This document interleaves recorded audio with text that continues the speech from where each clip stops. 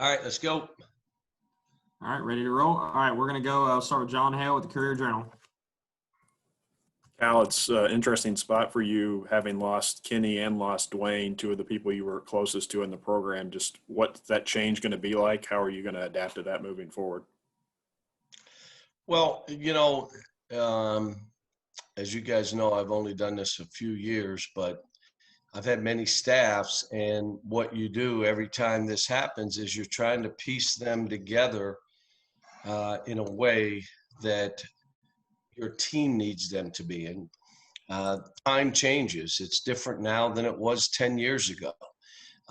So now, again, as I look at assistants, it is, all right, what is their relationship with players? Are they into that? Are they into that development? In this program, it's the most important thing. Is their focus creating relationships with recruits? Or is their focus the next job that I'm trying to get here? Well, in this job at Kentucky, our total focus has to be on what we're all doing for these young people. And with Bruiser, I work with him. So there's no guessing who he is and what he's about. We work together. And he is as good a guy, a good a person. He'll have unbelievable relationships with the players that we have. He's a listener. I felt very comfortable. It was easy for me. And I've done things in the past where I brought in assistants together that I was having to hire two. And I brought them in together because I wanted to make sure they got along. How are you going to have a team if your staff doesn't get along? If one guy wants to, I got to be this guy and you got to play I've never done that. My staffs have been, this is all of us doing everything. And so I think it's going to be terrific. Now, on the other hand, I worked with Dwayne. He didn't work for me. He worked for Mitch. But we worked together, and he's become a dear friend.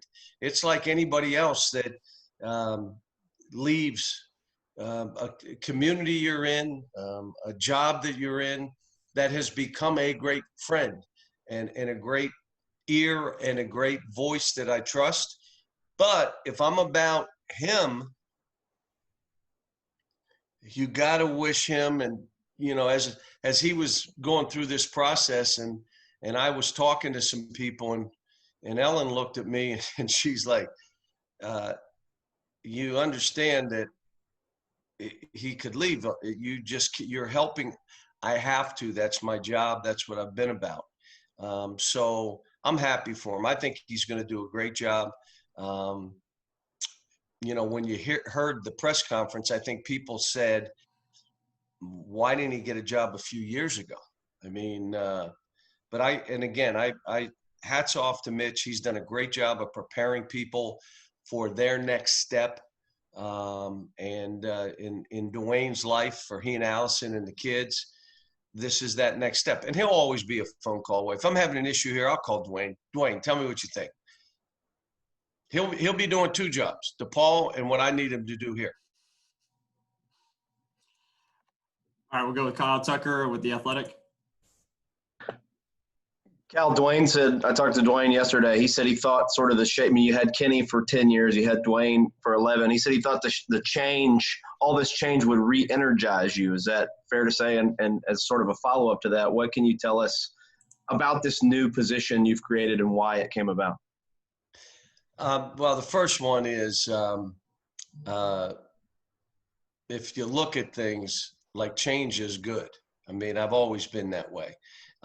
It's not like you want to lose friends. Kenny, forget about Kenny worked with us. He was my friend. And so, but if it's a two-way friendship, you've got to cheer for them and their success. And if that means they have to leave to do that, well, then you have to be about it. But look, you guys are getting to know me. I'm pretty much, I do try to do the same thing every year and play the same way. And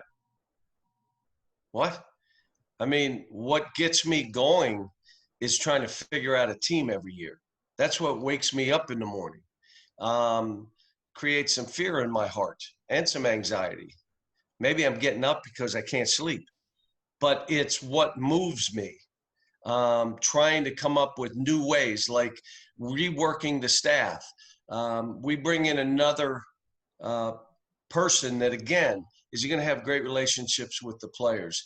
Is he that kind of person? Is he a gatherer? Is he somebody that everybody will like, that will bring people together? Those kind of people, the reason they're thought of that way is because they're into the job they have, not the next one, or they're into that one. And so you try to find those kind of people. And as you help them reach their dreams, and we're doing it together. So reworking, possibly a recruiting coordinator, trying to get things more organized on that front, figuring out on-court stuff. I've got some decisions to make on what I want to do. But I'll tell you, here's the one thing that hasn't changed. I'm at Kentucky. I'm the head coach of Kentucky. Oh, yeah. And let me say this. Whoever the next coach here is will say the same thing. Stuff is going to change. This is going to happen. How about all those kids leave? How about you're watching these playoffs and you're like, that kid wasn't the best kid in the class, and he was already a pro before he got there. I watched him at the beginning of the year. But then you watch them in that league, in that bubble. I don't know if they have bubble trouble. I don't know what they got, but they're playing really well. And those are our guys, and that's not going to change. So, I've got some things I got to do, but here's what I do know. I'm the head coach at Kentucky. And what we do for kids and the opportunities, not everybody wants it. Not everybody wants to go through this. And what I'm saying is the glare is on you. There's no place to hide. You're going to have other great teammates. You're going to be coached and loved by me and have a relationship the rest of your life with me. But it's hard here. It's Kentucky. You can't hide. Things that you could do at other schools can't do. You're not going to be told you're the only guy and I'm going to do everything through you. You're not going to be told that here because there's 7, 8 other guys. But here's what I do know. Change happens, and the Kentucky program has kind of stayed where it is. All right, guys, bear with me. We got a bunch of questions, so I'll try to get around everybody. First one goes Steve Newhouse, and then Paul Banks will make our way to you. Go ahead, Steve.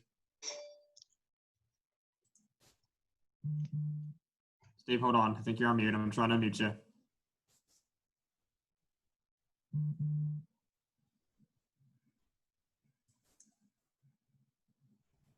There you go, Steve. There you go. Go ahead. Hey, John, Chicago guy here. Yesterday, Dwayne said that he'd be contacting you and to get a series going with the Wildcats. Wanted to get your reply to that.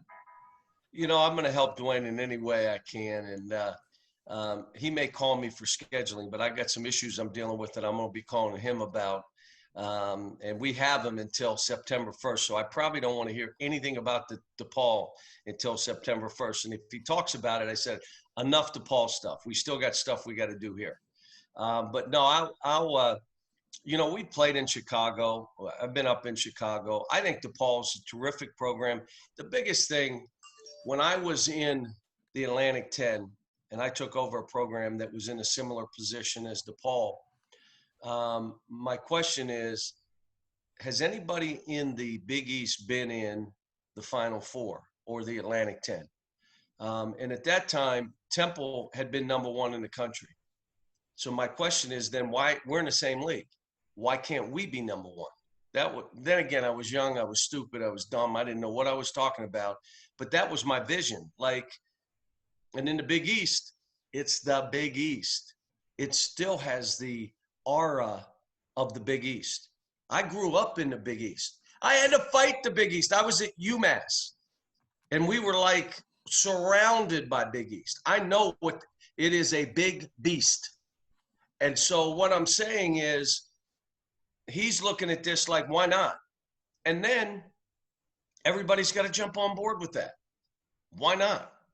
You know, the statement he made about, you know, we want to win a championship. When I was at UMass, Michael Hooker, rest his soul, who was our president at the time, later became the chancellor of North Carolina. We're at a meeting, and in front of media, he said, within a decade, this was the president of the university, within a decade, we're going to have a team in the Final Four. At that time, we were top 20, top 25, and I was sitting there like, what? And so my comment was, I was there with Joni O'Brien, our women's coach, and I said, I think Joni can do it, and I wish her well. But through his eyes, it got us all to think different. Like, Final Four, no one in the Atlantic 10 has ever been in a Final Four. Why would we think we could do it? Because he said we could. And I think that's kind of what Dwayne did. But you're going to see Dwayne's a gatherer. He's a listener. He's a problem solver. He is a person who will negotiate. Like, there are things like, Cal, you can't, no, we're not doing that. We can't afford, no. But how about we do this? Would this solve that issue? You just don't want to hear when you're trying to build, you can't because we've never done it that way. Yeah, but that's why we're where we are. So we got to try some different things. And that's the kind of guy you're going to have, a problem solver, a smile on his face. Yet, and Eric knows this, dude's a tough dude now. Ooh, oh yeah, it's in there. It's just, you know, like, we're all rolling. And, you know, I think, again, you all in Chicago are going to say, wow, this is something interesting going on here. Let's jump on board. All right, Paul Banks, you're up next. Thanks for doing this, Coach Cal. Another Chicago guy, so I got another question kind of related to yesterday's presser with Dwayne. He spoke about how you helped him become an idea person and vice versa, and he gave a story about how he got you to join Twitter the first time. And my question is, what are some of the things that have led to success for you and Dwayne in Lexington that you think might be able to translate to Lincoln Park in Chicago here? Well, there was trust. I had to trust when he told me about Twitter because I didn't know what it was. I mean, Eric can tell you, I can get on Zoom now because this computer stays on all the time because I don't know how to turn it on and off. And the second thing, I know what 3 buttons to push, like move the little thing, whatever that arrow is. And so when he talked to me about that and Facebook and this and how we're going to do this, I said, you got to talk to me now. And he knew I'm never going to do anything to embarrass you, but this is a way. And we went with it. And all of a sudden, I'm like, you know what? This guy's pretty sharp. And the other stuff that we went back and forth with, I can't, maybe sometime he and I should put in a book how many stupid things that we came up with that we never ran with, who were so stupid. You on this call would say, you didn't talk about trying to, what? That's so stupid. Who would even say that?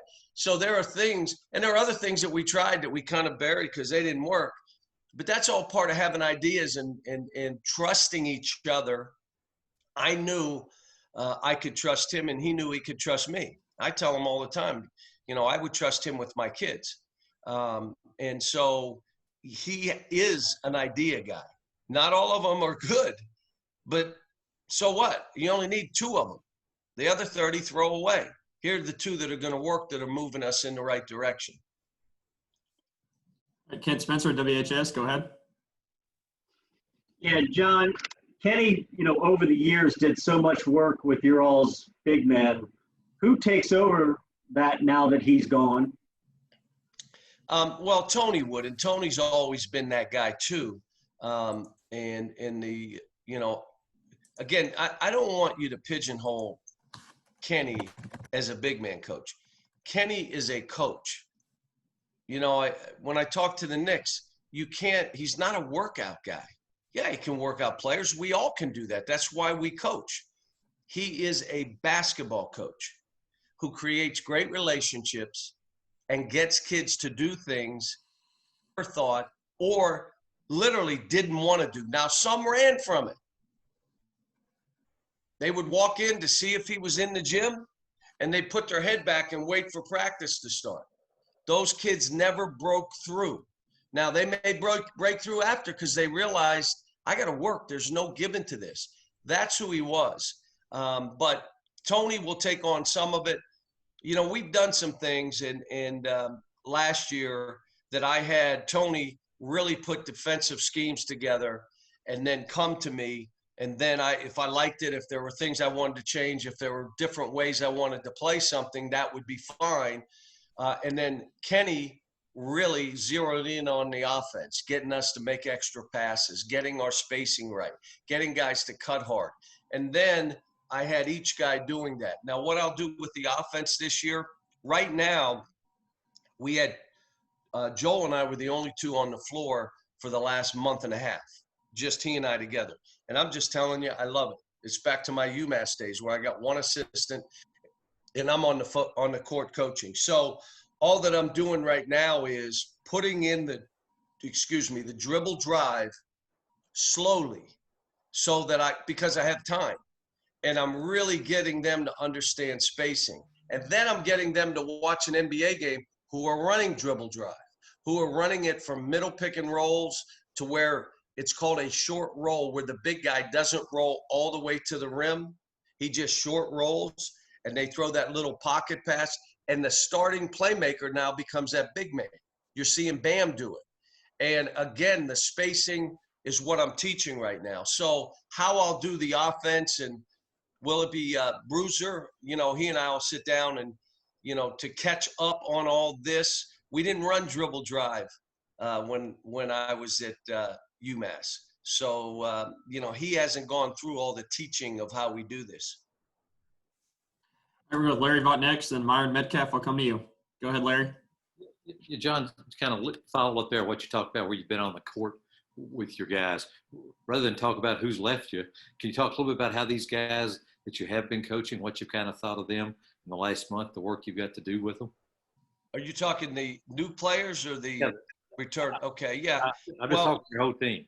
Yeah, I'm really, yesterday's practice reminded me of a practice about 4 or 5 years ago where you would drive and 2 players would block your shot, like bam, bam. And I laughed, and we were out there, and I just said, that's what I'm talking about. That kind of team makes somebody shoot jump shots. That kind of team has your shooting percentage defensively so low that most of the game you're out running. And then you're flowing into dribble drive. And so, you know, we've got a long way to go. Again, it's August. But it was funny yesterday. It was the first day we've done anything against each other. Everything has been separated in groups. I want to keep going through the testing. I want to make sure if we have any issues, I'm challenging the players. If they can't live like this, they can't be here. You gotta. We're in the lodge, in the practice facility. Cooks in the building. I mean, the weight room. Look, if you go out and do something outside, you don't need to be here because you're going to infect everybody. And we got this pretty well in order. So, you know, the guys have been great. Hard. This thing is hard. I'm more concerned with mental health than anything else because, you know, they know to wear the mask and gloves and stay away and social distance. And they know, they hear what parties are doing and all this. But when you're locked in a room for 18 hours a day, my concern is, all right, what do we do with these guys every other day? Something to get them off, out of way, to get them, you know, I've taken them to some meals where it's been great separation in a private room just to get them off the campus and out of their room. How do we do that? I'm dealing with that.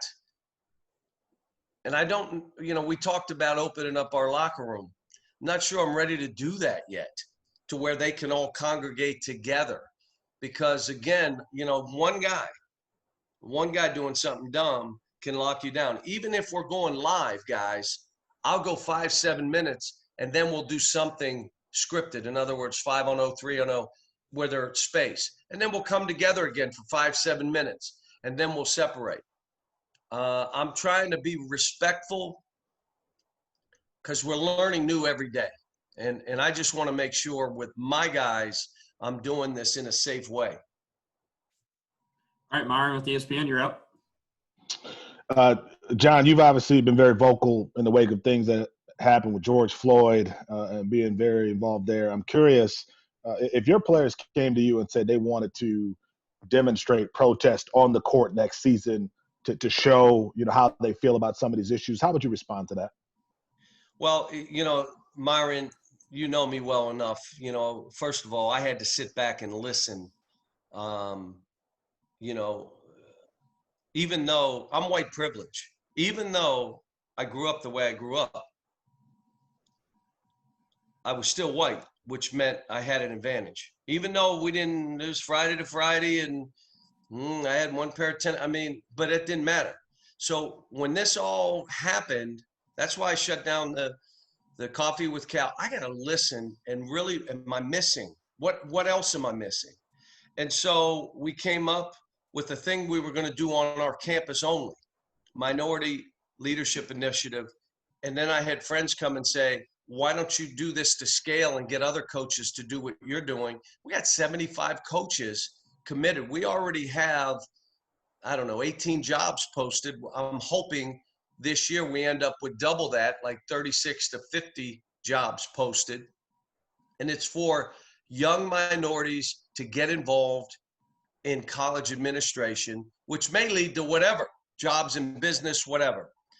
That being said, I sat down with my team and I said, I know your opinion. You can speak, you can show how you feel, but to me, it's always about action. What do you want to do? So the first thing was the way you move your feet. The first way is you vote. I'm not telling you how to vote. Vote for who you want. But that's an action. Vote. We signed them all up. They've all registered. And now the last piece of that will be getting some mail-in ballots. But they're all excited about it. But I ended the meeting with, I want to know opinions, talk, speaking, showing what action can you take as a group to make a difference in maybe one person's life. What can we do that you can do together or individually that we can make a difference with people? I told them I'm going to want them to be involved with the 6 minority leaders that are going to be on our campus, that are going to be learning and growing, and I want them to be involved. I don't know how yet, but we've talked about that, action, move your feet, voting. And now we haven't gotten to the point. Thought maybe they mentor at the Boys and Girls Club. They become mentors, and once a week I create a time where they can be, where they're changing one life. And so all the other stuff out there, I think, again, I will listen. It's what I do. Talk to me, tell me why, tell me what can we do? All right, next up, we're going with Eric Decker, and it looks like we have 4 other questions in the queue, and we'll limit to that, guys, because I've got to get them off here at 12:30. So, Eric, go ahead. Hey, Coach. Hope you're staying safe. So going back to when you mentioned how Kenny Payne was often thought as or referred to as a sort of a front court coach, but he thought or more is just a basketball coach in general. The same reputation can be said with Bruiser a little bit. Obviously, you have the stories of your guys' time in Amherst with working with Marcus. I asked him sort of the same question, and he had that exact same answer where he thinks he's just a coach in general and he can work with anyone. Is there anywhere specific you want him working with, like the guards or a front court, or is it just whatever he can do to help the team? We got to get together and figure out, what's the best thing for these kids with this staff that we're piecing together. And let me say this. You're right. He would work with big guys. Well, he's not a big guy. Doesn't mean you can't show them and teach them. There were times Kenny was with Tyler Hero or Devin. He was in it with Devin Booker in the gym at 11 o'clock at night. It didn't matter. We're coaches here. We'll get pigeonholed at times, but I want my guys to coach basketball. And let me say this, we all recruit together. We're not having, you're going to recruit this guy, you're going to recruit this guy. And here's what I come back to. You have Kentucky, to sell are the results of what this is, and me and the results. I mean, that's you go in and that's where it is, and that's bang, let's go. And now if someone else has to jump in on the recruiting, they do. All right, John Wong, you're up next. Hey, John, I know you don't pay any attention at all to social media, so I wanted to kind of get you caught up to date on that. I'm sure you've heard by now that your post on taking the players down and registering them to vote drew a lot of comments. Half the people thought you walked on water. Half the people thought you were the Antichrist. What does it say about the state of the nation, specifically within Big Blue Nation, when you get an issue like that that is so polarizing? Well, I knew it would bring both. But I'm not, first of all, I don't see it. I may ask Eric, and Eric would protect me if I'm really getting bashed. But the whole point of it is to teach someone to vote. And you're talking now 12 votes. It's more of their action than they're going to make some sort of big difference. And we said, you vote with someone who believes in what you believe. That's how you vote. You listen to the facts and listen to what they're saying and you vote for them. So if someone was disappointed or someone thinks I'm the worst human being, if they asked me that, I would say, I agree. Can we move on? And if someone came back and said, oh man, Cal, that's the greatest thing, I'd say, great, let's move on. But it's me teaching my team.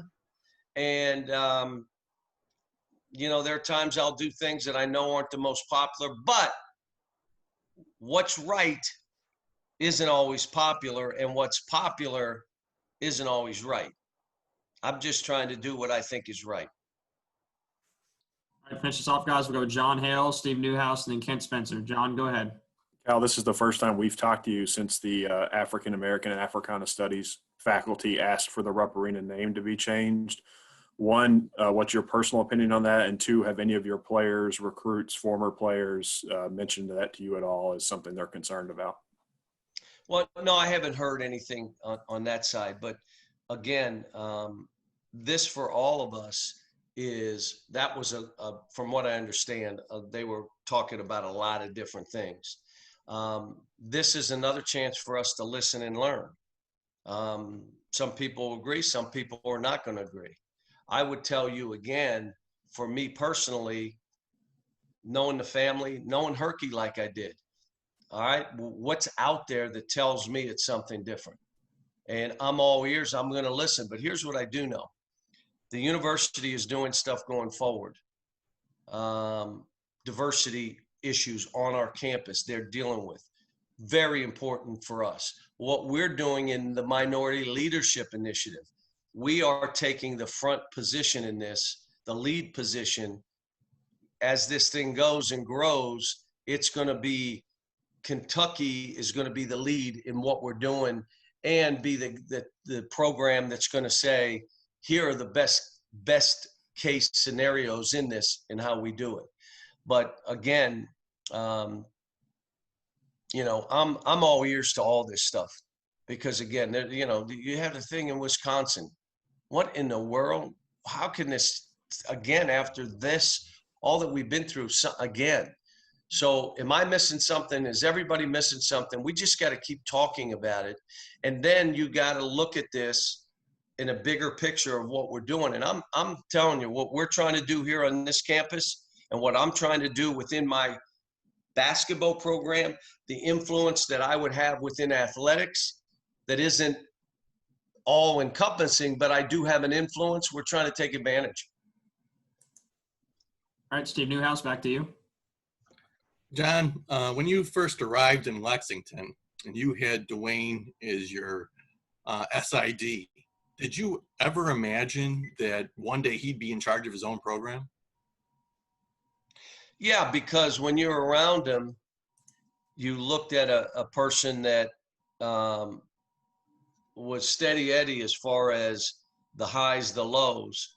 You're talking about a servant leader who was trying to help everyone around him. And, I never looked at it white or black. It's just how good is this guy? And Eric will tell you, you know, I've been here and I've done this a long time. And as deserving as anybody that I've been around, whether it was UMass or Memphis or here, Dwayne Peavy deserved to be a head of a program and athletic director. He deserved it. The more you're around them, the more idea. Listen, for any coach to give an assistant AD their scheduling, the number one thing, because some of you complain it's, oh, the scheduling, they play nobody. Normally, that's the head coach scheduling, and he ain't playing anybody. Well, we're at Kentucky, and it kind of got to where I felt more comfortable with him and I working together than anybody else. Like, Dwayne, you take this on, everything goes through you, and then you come to me and let's talk about it. We'll see what's the best for these kids. We can't overdo it. We can't underdo it because everybody will kill us, but we can't overdo it because we always have young teams. How do we challenge them but not bury them? And then having to deal with the RPI and all the other stuff, he was tremendous. But it showed me, you know, at the time, and the trust I had and the trust he had in what I was doing, that we could work together and build something. And that tells me, and Eric will laugh, if you can work with me, you can work with anybody. I'm kidding, folks, and you better laugh at that. But he's going to do a great job. All right, Kent, go ahead and end this off. Yeah, Cal, are you starting to get a little bit concerned about Olivier Sarr's status? And are you doing some things outside the box to ensure, or are you actively involved to ensure that you guys are going to have a college basketball season? I feel good about Olivier's situation. It's just going through channels. So, you know, we should hear when, let me put it, we'll hear when we hear. But I feel comfortable with it. The other one is, yes, I'm on all kind of things. I'm on an ad hoc. I'm on the NABC board. When we start, how do we do this safely? You know, if you want my opinion on league only, if you ask my players, they'd say, Coach, we don't want to just play in the league. We want to play some other people. How do you do that safely? I have a big concern. My big concern, because I've coached there, is at schools that need the guarantee money. So now all of a sudden, you know, there are teams that, my son goes to the University of Detroit. They play 7 or 8 bye games, which means those games, they're paid to play those games that help their program. If you take $500,000 or more away from Detroit, I could tell you 80, 90 schools, you take that money away from those programs, they're going to be on their back. So how do we include them in this and not forget, like, okay, we're only worried about the Power 5. I coached at these other places. I know what they're doing, and we've talked about it. Do we guarantee contracts going forward? Do we do something in a bubble and try to give them a percent? We don't have those solutions yet. But again, the league, our league, you know, I trust our league that they'll come up with stuff. How many games we're going to play, don't know yet. Do we play on long weekends, coming together someplace? Do we, you know, do you play in on different on-campus sites where if there are 2 on-campus sites, one's at Kentucky, one's at, let's say, Tennessee, we go to Tennessee and Tennessee comes to our court, so there's no home court advantage. There's none anyway. You're seeing it in the NBA right now. Do you understand? There's no home court advantage there. They're all in this bubble. There's no fan. There was somebody that was up 20, Houston or somebody, or the Clips. They were up 23. If that was at home, they were not going to lose that game. That game can be lost now. Well, that's going to be the case with playing multiple teams together, which the NBA and the WNBA have given us a path that we can do it safely. Not going to be exactly the same. It's not going to be for 2-3 months, but how do we do this and make sure everybody's safe and include all the programs? Like if 70 programs say we're out of business, no more basketball. Do you know how many scholarships that is? for young people in our country, like my son, to be able to go to a lower school? What does it do to some of the leagues? What's it do to HBCUs? Tell me how this is going to play and how we're trying to do it. And that's why I said there's a lot of people involved trying to do right, keep people safe, yet all of us I just saw a school today cut 5 sports. I want you all to hear this. We have to have this tournament if we can do it safely, because none of us want any cuts on our campus for sports. We don't want to see any sport on at the University of Kentucky. We're not having the sport anymore because we can't do this and we can't do that. So playing that tournament, doing anything we can to save all the programs. It isn't about Kentucky basketball. Listen to me. After this year is over, there's going to be Kentucky basketball. Just is. But if we don't do this right, there may not be this sport, that sport, that sport. Not fair to those students. If you want to read a sad story, read the one of I think it was Iowa, that had to cut programs today. It's the last, no one wants to do it. So we got to try to figure out a way and do it safely, even if it's smaller or however we decide.